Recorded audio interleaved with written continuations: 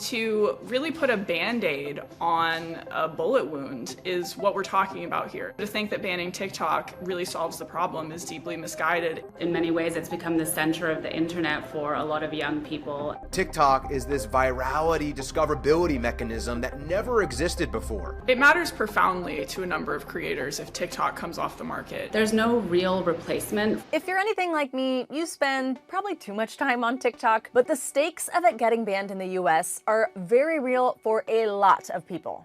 Now, as of the publishing of this video, we don't yet know where the Supreme Court or the incoming Trump administration will come down on the ban, but either way, a ton is on the line. About 12% of US adults consider being a TikTok creator to be their full-time or part-time job. That is an enormous number. We're taking the streets all across the country. My name is Cheyenne Hunt. I'm an attorney, an entrepreneur, and a Gen Z policy advocate. Cheyenne used to work at a think tank on Capitol Hill and started posting educational, political content on TikTok. She has 100,000 followers and parlayed that into a run for Congress, as well as launching her own consulting firm. I came to TikTok for the same reason that many creators did, which was you had access to a whole new audience, and you didn't have to have a gigantic following in order to have a video go viral. That was something that was totally different about TikTok than any of the other platforms we had seen. They democratized that reach, that a single video could reach millions of people if you had 200 followers. Cheyenne had some pretty big concerns about what the ban might mean. This is a serious misstep. I believe deeply that we are in a really disturbing state of the Wild West of data privacy in the United States. We're passing a ban on a single app, and Congress is going to pat themselves on the back like they've really done something about our digital safety, when in reality, all they've done is left the same pathways open just through other channels. There's absolutely legitimate security concerns, and we shouldn't be flippant about that. Much of those security concerns, which Congress cited in their justification for the ban, center around a 2017 Chinese national intelligence law. It mandates that companies headquartered in China, like ByteDance, must comply with government data requests. Basically, if the Chinese government asks ByteDance to turn over data on Americans, it's legally required to.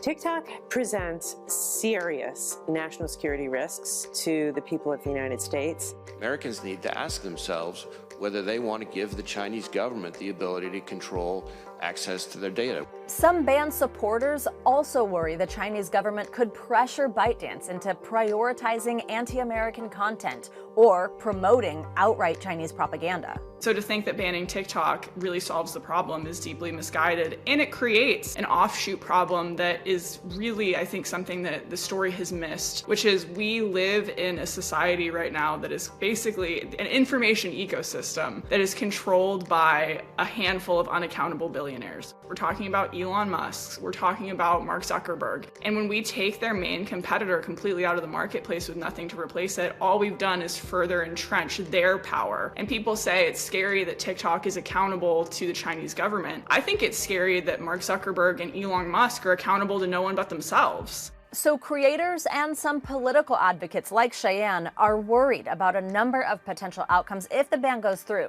But the economic impacts go far beyond just creators. People can leverage TikTok and all the short-form platforms as a top of funnel to actually create viable businesses, where maybe they're funneling people to products that they're selling on TikTok Shop, or they're funneling people to subscribe to their newsletters or buy their digital products like courses and planners and things like that. And so it's really been a net good. And it's not just policy advocates or influencers. Over the last year, we've seen an auto mechanic shop owner, a real estate broker, bakers, fashion designers. They all say TikTok was the big thing that let them grow and expand. A lot of people have found that it can be the center of their business. It can be their entire marketing strategy. It can be the thing that really provides that upward mobility. A lot of the focus for social platforms, including TikTok, recently has been facilitating IRL connections and also driving foot traffic to physical businesses.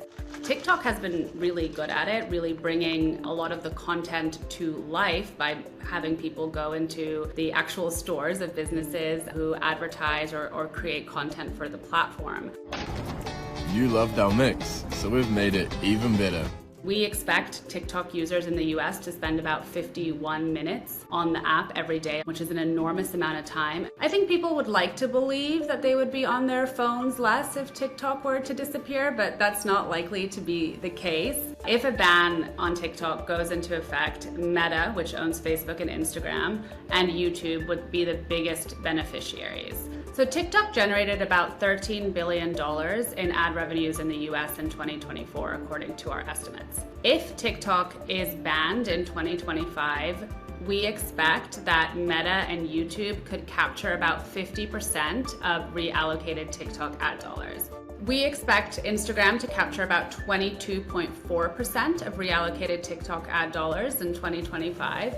Facebook would capture about 17.1% and 10.7% would go to YouTube.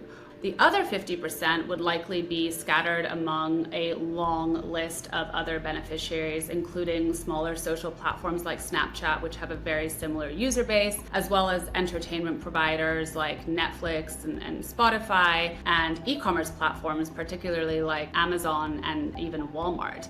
TikTok competes with all these different platforms, but what's really interesting here is that it also collaborates with them in many ways. So even if a platform like Netflix or Spotify were to gain ad spending or gain some time spent, they'd also be losing an incredibly important marketing and discovery vehicle. If you think about how many people are discovering new music or new podcasts or a new TV show through TikTok, all of that could potentially go away if TikTok were to be banned. It would also have a massive impact in terms of the growth in the number of creators. TikTok really has been a breeding ground for new creators because it's easy to use, because of its algorithm, and without that, we could see a slowdown in the number of people who try to become a creator to earn a living.